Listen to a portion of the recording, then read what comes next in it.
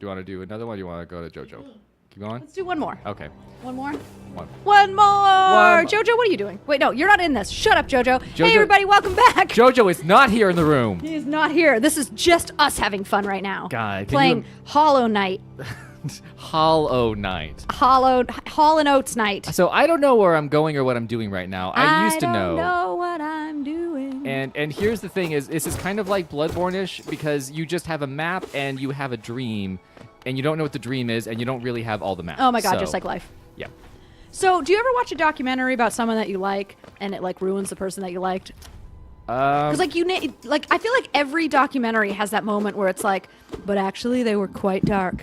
And they were not always the great person that you thought they were when you started watching this documentary. From age 12 to 82, they were raping everybody. And I'm like, just no! head to floor raping. I don't watch. Here's the thing. I have a hard time watching anything. I have a weird relationship with like. You watched all of Queer Eye. I have not watched all of Queer Eye. It's very hard for me to watch Queer Eye. Danielle has to prompt me to watch Queer Eye because I like Queer Eye a lot, but I'm emotionally compromised. I've also convinced Mike that in 3 weeks he will be wearing a French tuck, and he has already started because you went through the French tuck, the cycle of French tuck, which starts with "that's stupid." And then Danielle says, I like a French tuck. You should try it. And you're like, it's not comfortable. I don't like it. Yeah. And 3 weeks later, you're like, you know what? I finally gotten used to this French tuck, and I think it's slimming and looks good. Yep. And that's because French Tan or Tan France. Tan France. The man with the plan and the French tuck tells you that it looks good, and you believe him. Yeah, but I don't like that he works at Zara. He works at Zara? Yeah, that makes me feel gross inside. What's Zara? Zara is a fashion line that's like particularly bad about child labor, Really? and they've gone months without paying their employees overseas. These are kids. They don't need money. That's true. I guess I never really thought about that. If you have kids work for you, they don't need money. That's why you have kids, so you can have a workforce that you don't have to pay. Parents do it all the fucking time. That's true. Pip, you're gonna be working. Yep. In the mines, gonna get that black lung. Working in a coal mine. The thing about Tan France, and I've watched probably. He's got the best hair. He has the best hair. I love his inflection when he speaks. Yeah. But he is, as he said, actually, there was an episode we watched recently where they actually did kind of a whole Queer Eye with a trans man. And it was really interesting because it was somebody who had just gotten top surgery done. And it was really emotional, but it was interesting because as part of the LGBTQ community, you got to kind of see like how they were, communicating certain things, but also like you were kind of anxious because I'm like, don't overstep bounds. Like not everybody, even people in that community, I feel like know how to sometimes be appropriate with a person who is transitioning. And Tan was really, really, like for the first time was actually really interesting in this show because he was like, I don't have any interaction with the gay community. Yeah. He's like, I'm not involved. I don't know anything. I don't know anything about the plight of trans people. Like I'm empathetic, but I'm not really aware. So he got to kind of ask some blunt questions that, he made sure that were okay. Yeah. But I was like, oh, okay, that's why. You're the most not conservative of the guys in the group, but like you're the least, I guess. Yes, Cha-Cha's trying to scrape up there. She doesn't have claws.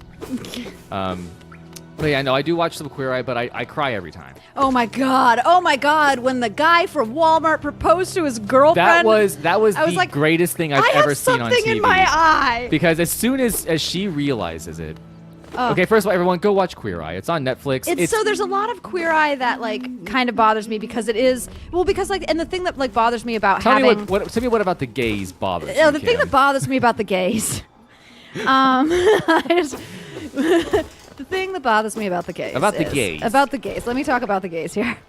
It bothers me that a lot of the time, and I think that the trans episode would probably bother me because a lot of the time they talk about things as like experts on the topic, and the problem with being an expert trying to be an expert on a topic like sexuality is there's not a textbook. Right. Like you're not. Just because one trans person wants to be referred to in a certain way doesn't mean that they can say, well, actually, we, the people, I speak for the trans. Yeah. I speak for the trans. Yeah, exactly. So Queer Eye tends to do that a little bit where they're like, we speak for the gay community. Well, I think that they did really good with the trans episode.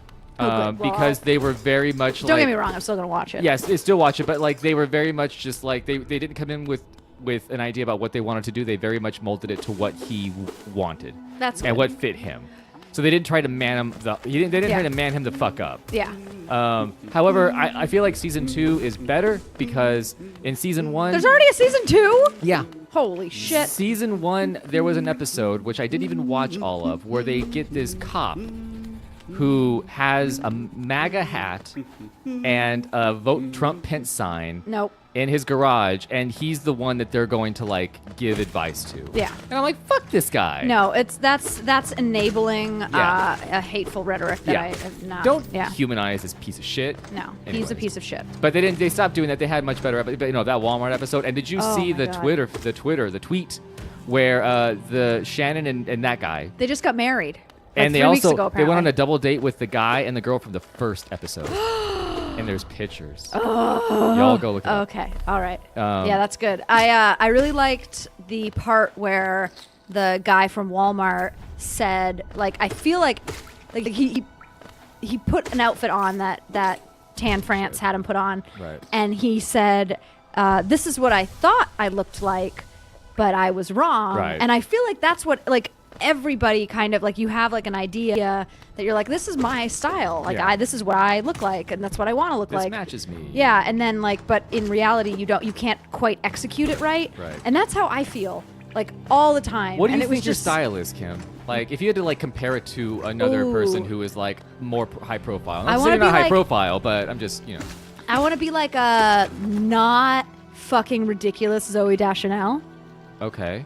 or like, so like I don't know what Zoe Deschanel wears right now. I don't know what seen she her in a wears out. while. I don't know. She's like 40 and has 50 kids, and Zoe Deschanel. yeah, no, Really? she's like 35 and has 1 kid. But Did you know that she was in the movie The Happening, playing Mark Wahlberg's wife?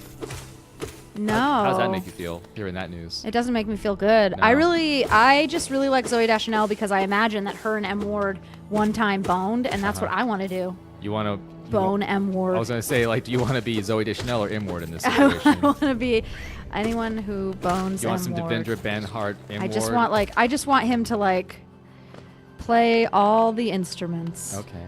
You know who else can play all the instruments? Kid Rock.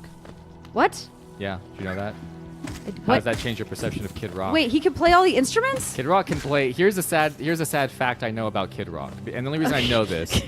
Right, any right. fact is and actually I don't know a anything sad about. fact. Yeah. Go on. This is Any- like bestiality. Yeah. You Googled this. Yeah, Shut up. yeah. I'm gonna pretend I did not know this information. Okay, but when go the on. police- But so Kid Rock, I'm really just retreading upon the same ground. I don't know where I'm supposed to be. Kid Rock, I remember I used to play guitar back in the day when I thought that it would get me laid. Yeah, and I I don't realized know. that wasn't the problem. So I You're like, yeah, the stopped. reason women won't have sex with me is guitar. And because I was like, I'm really good guitar hero. This isn't working either. Yeah. I go away. Fucking God, let me heal. Yeah, I had a subscription to Guitar World magazine Yeah. where they would have interviews. It was like the Playboy for guitar Yeah. enthusiasts. Oh yeah. No. Yeah. And- Go on. Yeah, and I read it, and Kid Rock was the feature in the episode, and I read that interview with Kid Rock. It was the most that Kid Rock and the written word have ever been kind of in the same context.